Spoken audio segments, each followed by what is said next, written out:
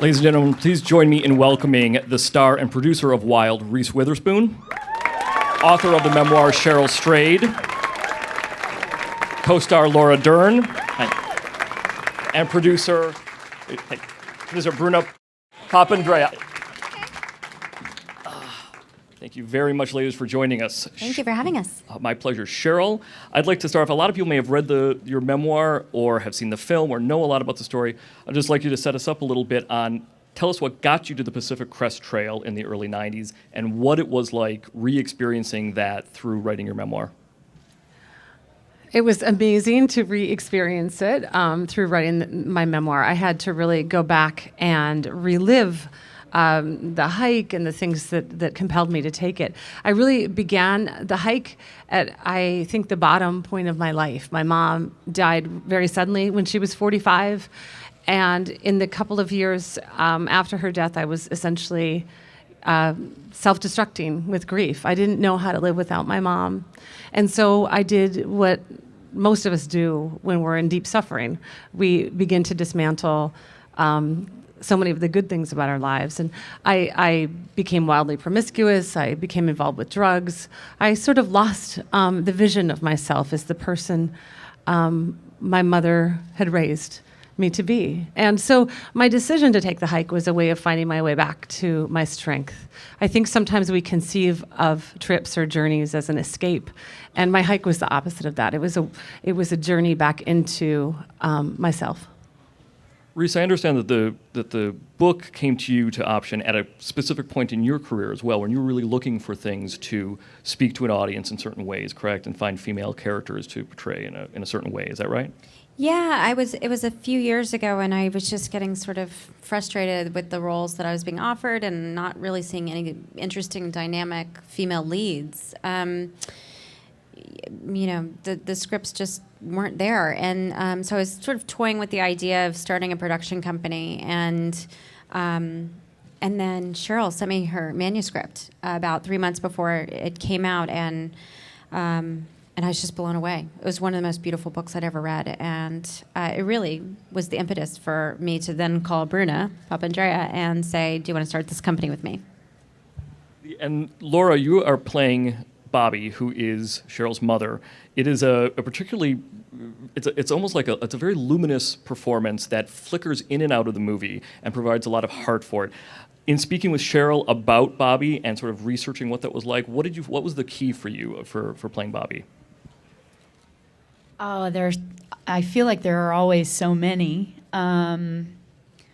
opportunities to get inside what you long to bring to any character, and in this case, we had Cheryl with us, all of us. I speak for every member of the cast and crew. That she was with us 98% of the time, and for me specifically, Cheryl, in this magnificent love story that she shares with us, carries her mother in her cells in a way I aspire to.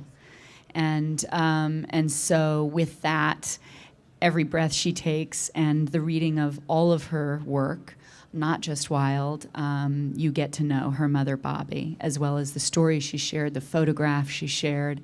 And I think the thing that she probably gave me that was the greatest key, if you will, was your willingness to share everything, not only about her life, but about her mother's life, so that I could really learn all that she walked through and the level of earned gratitude that her mother carried, which is unparalleled, from the love of complaint that I personally have. So I had a lot to learn, and she became a mother to me in a magnificent way. Bobby and Cheryl really taught me a lot.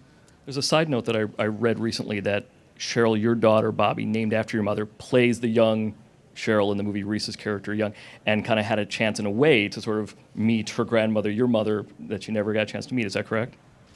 That's right. My daughter Bobby is young Cheryl in the movie. And there was just this extraordinary moment on set. It was when Laura and Bobby were first introduced to each other. Jean-Marc Vallée was sometimes quite improvisational. He would just say, let's shoot this. It's not on the script. Let's just do this. He was always capturing interesting moments. And he asked Laura to go stand at the end of a hallway. And he said to my daughter, "This is your mother. Run into her arms." And my daughter ran down this hallway and leapt into Laura's arms. And it was in the moment of that leap is when I had that moment where I realized she was leaping into the arms of the grandmother she would never get to know. And in the form of this beautiful woman, she got a little bit of that, and so did my son. And it was, it's way up there in some of the top 10 moments of my life. Beautiful. Bruna, you and I talked a couple of minutes ago about how quickly the project actually came together for you and Reese. When things started rolling, you just wrapped about a year ago, is what you mentioned. Let's talk a little bit how the process went. Cheryl's memoir was published in 2012. How did it come to you guys, and how did you get things rolling with Jean-Marc? Well, it came to Reese, first of all. Cheryl sent it to Reese, and she read it, as she does most things, over a weekend, straight away, voracious. And then she called me. And we were very, one of the things that Reese and I don't like to sit around, and we don't like to, put things in development. We want to make things. That's our job. That's what we're in the world to do. And we decided very much with this that it was in the world. The book was just so in people's consciousness. It was very important for us to move quickly. And because we were bound by weather to a certain extent, we were talking about this kind of in the summer before, and we were like, we have to make it next summer. We didn't quite make the summer window, as Reese will heartbreakingly tell you, as she was cold the whole time. But we did make the fall. And so, the way that we did that is to keep control of it ourselves. We developed it outside the system. We had private money. We had Nick Hornby write a script. And we kept very few voices in the process, which is very important. And then we were lucky enough to find Fox Searchlight, who was so determined and so in love with the project that they literally opened an office within 2 weeks. And Jean-Marc came on board just before, really, at the end of our development process. And we just ran. We ran like the wind, and we kept it very small and portable. We made the film in a way that allowed us to get it done, and it was invigorating. It was great. That fast pulse and urgency, I think, is really felt in the film in a lot of ways. A lot of people also know of the film as a film filled with big vistas. Of course, it takes place outdoors. There's a lot of intimate scenes. I'd like to go over to the first clip now, because this is an example of some of the intimate scenes that there are in Wild.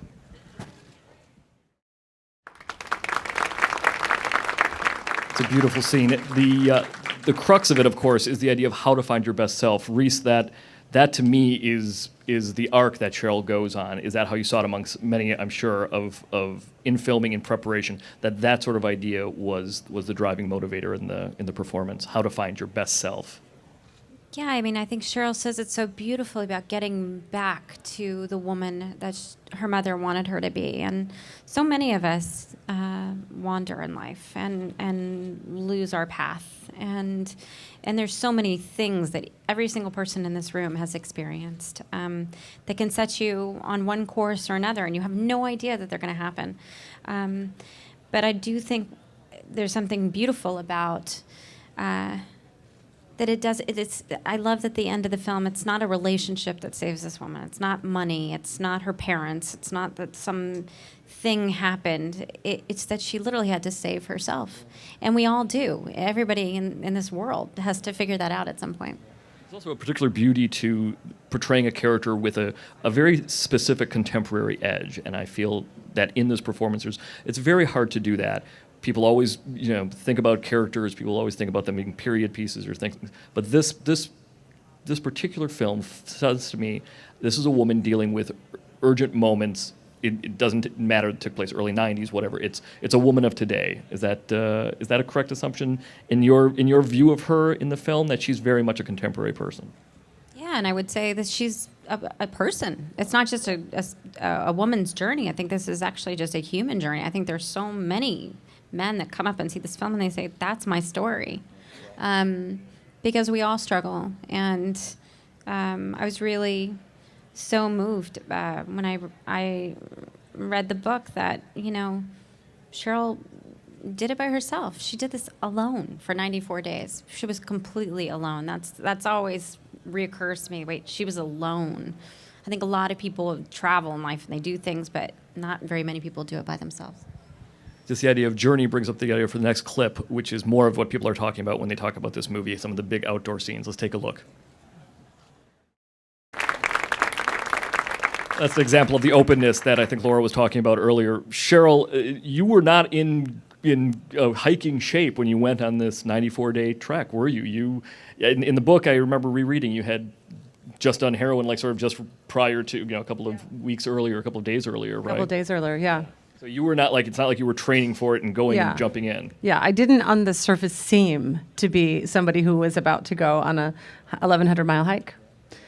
But I mean, I think that's one of the things that I love most about what readers have said to me. You don't have to have a license to go into the woods. You don't have to have all the right gear or be terribly experienced. You just go and put one foot in front of the other and see what happens. It belongs to all of us, those wild places. There's a terrific moment when Reese has to put on a giant backpack that she nicknames Monster. And there's a story that you told in Toronto about how you were thinking, oh, we'll just kind of fill it with styrofoam or something, and it'll be. But Jean-Marc had a different plan. Is that correct, Reese? Well, yeah, the first day of shooting, I mean, I've made tons of movies, and whenever you have a heavy bag, they just stuff it full of newspaper. So I put on the backpack, and they stuffed it full of newspaper, and I was la-da-da. And Cheryl was on set that day. And I saw her and Jean-Marc kind of talking after our first day. He said, cut. He's French-Canadian. He said, what's in the backpack? I said, nothing. And he goes, oh, no. Prop people, we need all the things into the backpack. And I was like, are you kidding me? Are you joking me? Because it was like probably the first day I was like walking and into some vista and then walking back. And and they stuffed it full of all the equipment. And there I was with 65 pounds on my back. It was crazy. And so then cut to later. This is what Cheryl told me. She's like, I was the one that told him to make your backpack heavier. And I was like, what are you talking about? She said, well, I thought I was actually doing you a favor. That way you didn't have to act like it was heavy. That's right. I saved your ass, man. You just had a heavy backpack. Thanks. A verisimilitude. That's right. Bruna, were you ever worried? You were thinking that, here's Reese carrying 65 pounds. Was she going to spend 3 weeks in traction after this? Or what was the... No, I was worried she would get mad at me, though. I mean, that's what I was worried about. No, I wasn't worried. But she is a tiny little thing. That is a very heavy backpack. But no, I mean, John, it's not just the backpack. If you see the movie, you'll understand that, it's very important. Jean-Marc is a guy who really believes in authenticity. And he had a whole thing where he would not let Reese touch any prop. He wouldn't know, you do not know, she cannot know how to put up the tent. It must feel like she has never put up a tent before. And he shot for 45 minutes because she really didn't know how to put up a tent. And everything was new to her, and he wanted her to experience it like Cheryl was. And, he, as a filmmaker, and we must give him so much credit for this movie is so a tribute to him because he creates an environment which is very intimate for the actors and for the crew. And you're able to do those things. You're able to kind of, have those experiences and roll the camera for an hour to be able to kind of capture that authenticity. And it was great. Speaking of authenticity, much of Laura's scenes in the film with Reese feel very much to me like the kind of memories you get of your parents. We all have them. They come to you in flashes, a song you remember, something that recalls something that they said. And there's a scene in a car where the two of you are talking, and Reese has a moment where she says, I can't believe you were so much less sophisticated at my age. And it wounds you a little bit, Laura. It's obvious, but it's also that moment when you feel like that's the kind of moment you do remember after a parent has passed. Those accidental moments of being inconsiderate or being rude or just hurting someone's feelings. Tell me a little bit about filming that scene, Laura. Was that a moment where you guys sort of said, this is in some ways a memorial, a perfect moment that you would have if it was going to be a movie that would have those big moments like that? Well, it's such a memorable moment and something Cheryl not only speaks about in Wild, but in her amazing book, Tiny Beautiful Things. So, I have such a visceral experience of that moment in a way through her writing. And I think Reese and I both felt that. So we wanted to pay tribute to it, and we all know it. And now we get to know it because we're mothers too. So we've done it, and it's been done to us, which is really awesome when you get both perspectives. You suddenly then have compassion for your mother, and then the memories flood back, and you realize the great wisdom that you were given. But for me, I know, as magnificent as Nick Hornby's writing is, an adaptation nonetheless is an adaptation. And when the person who remembered it is standing right there, we relied so much on Cheryl. I remember a moment even in that scene saying, is that exactly how your mom said it? Is it? Because the way she spoke was with such wisdom and poetry that you also want to get yourself around it as an actor so it feels honest and messy. And not, never preachy, as the moment does, and only in memory does it hold the value. So Cheryl just was such a beacon of light to always, hopefully, bring me back to your mother. There's a line in the book where you say that your mother had a full-throated, if I'm quoting correctly, all-encompassing sort of love that is evident even in that scene when there's a little bit of tension between mother and daughter, that the love that Bobby has there is never going away. She just sort of deals with it in a way that, Yes. like parents do. Well, and one of the most difficult things about when you lose a parent at that age that I did, which is, right when you're coming out of your adolescence and your teenage years and coming into your adulthood. And so you're still in that, you have to resist your parents. It's a developmentally appropriate stance. And you're at the height of your youthful arrogance. And I've talked to thousands of people around the world who've said, that's when I lost my mom or my dad too. And there's so much regret because you don't have those years where you get to say, oh, remember when I said that stupid thing to you about being sophisticated? I'm so sorry. That was one of the demons I had to exercise on the trail. I had to apologize to my mother without my mother hearing it. And I love that the film has captured that push and pull between the deep love between the mother and daughter, but also their conflicts. Yeah. It's a very interior film too. Before we get to the next clip, I just want to ask Reese. It is a movie where so much of your performance there's no voiceover. It's told in flashback and it's told in present time. But so much of it is what's going on in your face and what's going on in your eyes at various moments. What kind of challenge was that for you as a performer? Oh my gosh, it was so hard because I don't know if you've noticed, I talk a lot in movies. I was going to say, I've done a lot of you movies are where I known for being talk. very verbal. That's right. Yeah. And I talk a lot, and I talk really fast, and talk in funny accents, and I do funny voices, and this was like nothing. And that was hard. But like the first couple of days, I was like, whoa. It's almost like finding another language, right? Like you have to find the language of... Yeah, but it was almost like being in a documentary where some guys were just walking around filming me backpacking. That's what it felt like, honestly. Because I didn't have any makeup on. I had not cute costumes. I was like... Hey, those were nice shorts that I picked out. I looked cute out there, They were super right? 90s and really high. And, but yeah, it was a different kind of challenge, but it was physically grueling. I mean, it was grueling. I know I didn't walk 1,000 miles, but I walked back and forth up the same hills. I have such sympathy for you, Reese. Oh, I know. She doesn't feel sorry for me at all. Let's take a moment, our next clip, to take a look at Reese on the trail and when she meets someone on the highway. As much as this film is, as Reese said, it's not gender specific. Men, women. I love movies where people find themselves in the outdoors and kind of have to deal with it. And I actually want to touch on that in a second with Cheryl about how it's not about a woman versus nature. But the quote right there about women can't walk out in their lives, to all of you, just to anyone jump in, the notion that women can't walk out in their lives, they have children, they have responsibilities, is a very real thing. And it's beautifully articulated here. In just a sort of a sense of what the movie represents in that way, how did you feel about presenting a story where a woman does walk out in her life because of whatever her circumstances were? Bruna, do you want to start? Oh, God. Yeah, I mean, I just became a mother, so it's stuff that I think about all the time. And this movie, I think, is even more resonant to me for that reason. And I actually don't think it's specific to women. I don't think men can. Men maybe do more just because of, the way the world works. But I give men a lot of credit too because they don't too. You know what I mean? I don't like to kind of make that specific too because, I put a lot of faith in fatherhood. But I just, I love the idea that what this movie portrays is how complicated life is for all of us, not just for Cheryl, but for all of us, and how we all have to find our way around that.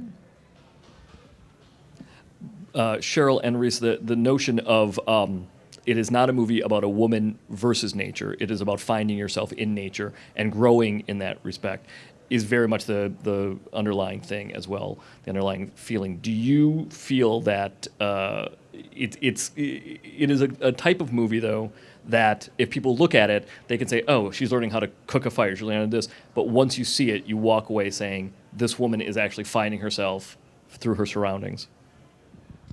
Right, yeah. I mean, I think so many of the tales we have, the narrative tradition throughout time, a very powerful one is man versus nature, and so often that journey entails a certain domination of nature, and that the hero needs to be to conquer or vanquished, and I never felt like the conquering barbarian upon the land on my hike.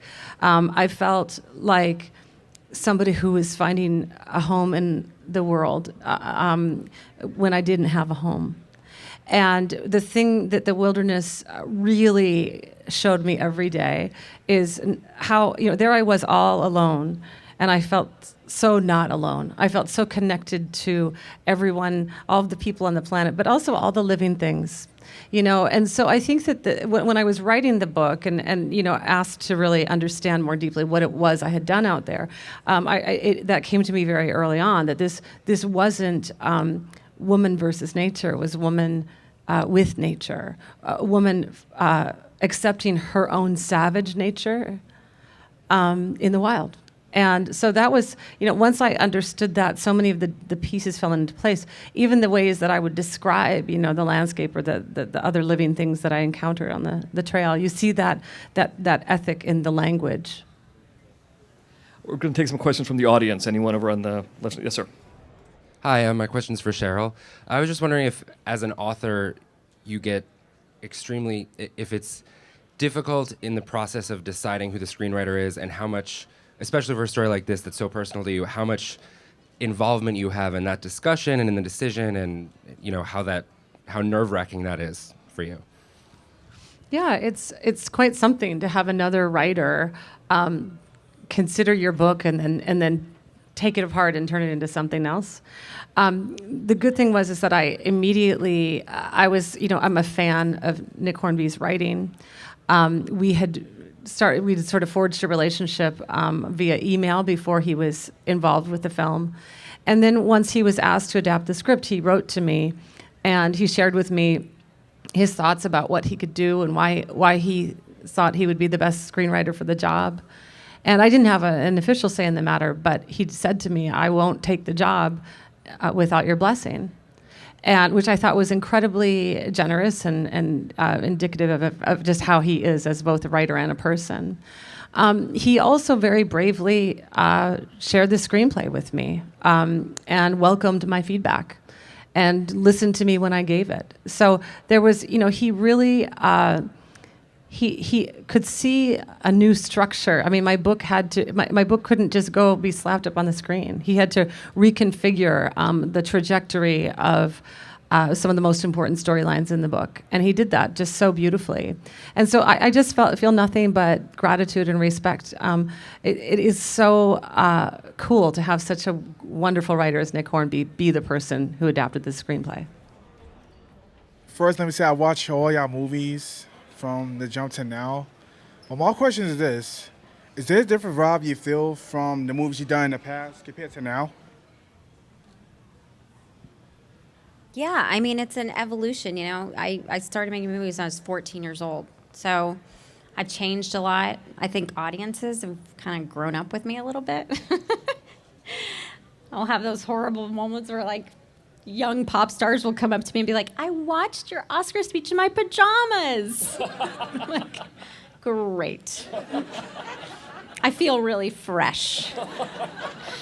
But it's important. I mean, it's as I get older and I evolve and I have these life experiences, I want to share them. Like Cheryl says, beautiful thing about audiences connecting, artists connecting to audiences, and how important it is, that connection.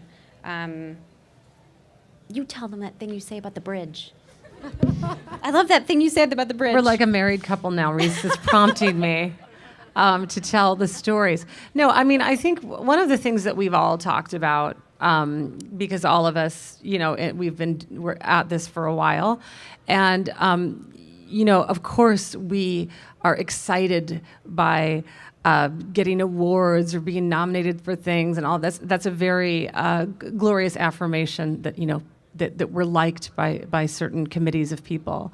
But what matters by far the most, nothing even comes close to it, is that our work touches you all, that our work finds an audience. And I think about all of the people who have come up to me since Wild was published and just said, thank you. I saw myself in your book. And we really aspire to that with the film too. We want the film to be about what it means to be human, what it means to love, what it means to lose, what it means to struggle, what it means to forgive oneself. And I do think of it, the film ends at the Bridge of the Gods, which is this beautiful bridge that spans the Columbia River. And I love that symbolically, because I do think that that's what art is. It's the bridge that an artist creates that connects, the writer to the reader, the filmmaker to the audience, the actress to the audience. And so it is pretty serious business. It's a serious aspiration we have. And so thank you. Hello. I just want to say first that I watched the trailer and I was moved to tears, and I'm so excited to see the film. It looks so beautiful. My question is actually for Laura and Reese. It's kind of like a cliche question, but I like to ask it always. What made you decide to be an actor, to tell stories in that way? And does it mean something different to you to be an actor now than it did when you started?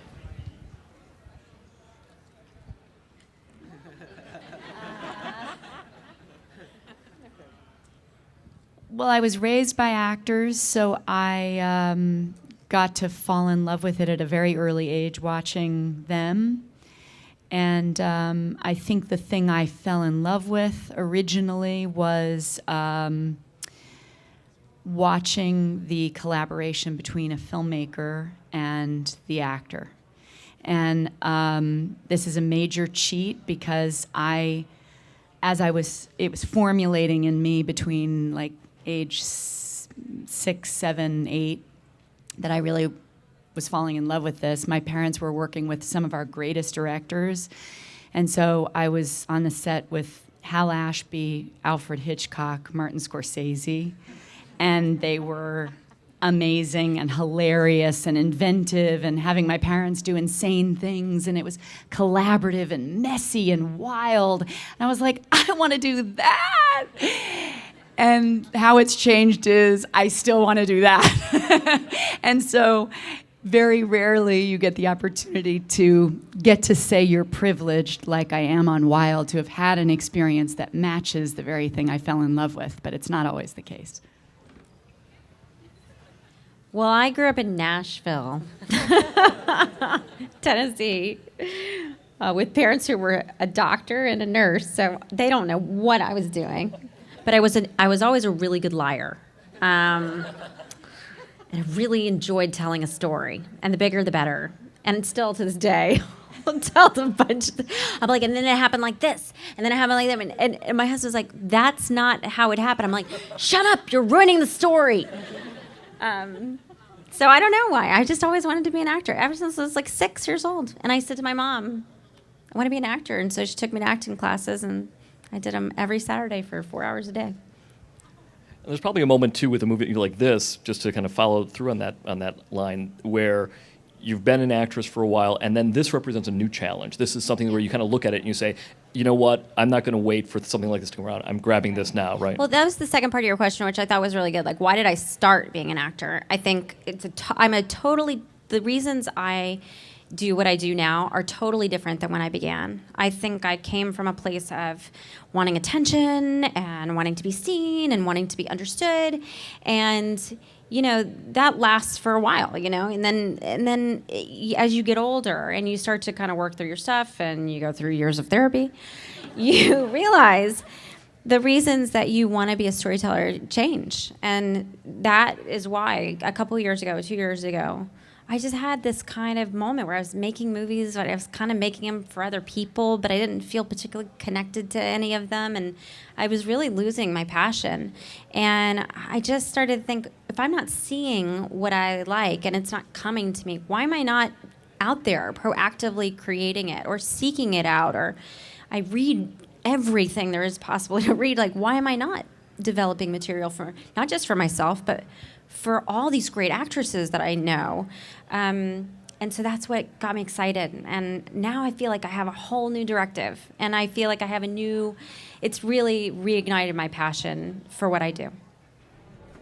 Well, on the heels of that, having seen both this and The Good Lie and seeing you producing, can you talk about also that, you know, as you're talking about this progression or evolution, now your progression into the producing, directing, you know, seeing the whole process in another light? I'd like to hear what you have to say about what you've learned or are learning in that regard, with both films in mind. With both, okay. Well, I think, you know, it's been interesting just to take the years of experience, the cumulative experience. You know, Laura and Bruna, and we've all been in the business for a long time. So, you know, we all know what development is, but actually taking it on it's a daunting task. It's Sisyphean. I mean, you honestly feel like you're pushing a giant rock up a hill that's just going to roll back over you. And but it's the only thing to me at this point, particularly with the way, you know, Hollywood is structured now, it's the only way to get that purity of vision, like really get Cheryl's true vision of her own story straight to the screen, is by, you know, streamlining that process. And so that's what Bruna and I did with just developing the film outside of the studio system and then presenting it to them whole. Because I've had all of these frustrating conversations for 20 plus years with studios that are like, well, we don't want you to curse in the movie, and we really don't want you to have sex in the movie with, like, not your husband, because that would be really unlikable. And those just aren't real characters. I mean, people are messy. Women are dynamic and interesting and complex, and they're not all nice, and they're not all bad, and they're just as dynamic as any male character we see. We don't have as many opportunities to put them out there. So, you know, just taking control of that process has been really exciting. And to bring Gone Girl, we produced Gone Girl this year as well. And, you know, it's just been interesting to make characters and opportunities for actresses that are changing the conversation about the way we see women on film. Hello. First of all, I just say this is one of my absolute favorite books of all time. I love it. I read it, and I immediately told my mom, I was like, Mom, you have to read this book. She read it. She loves it.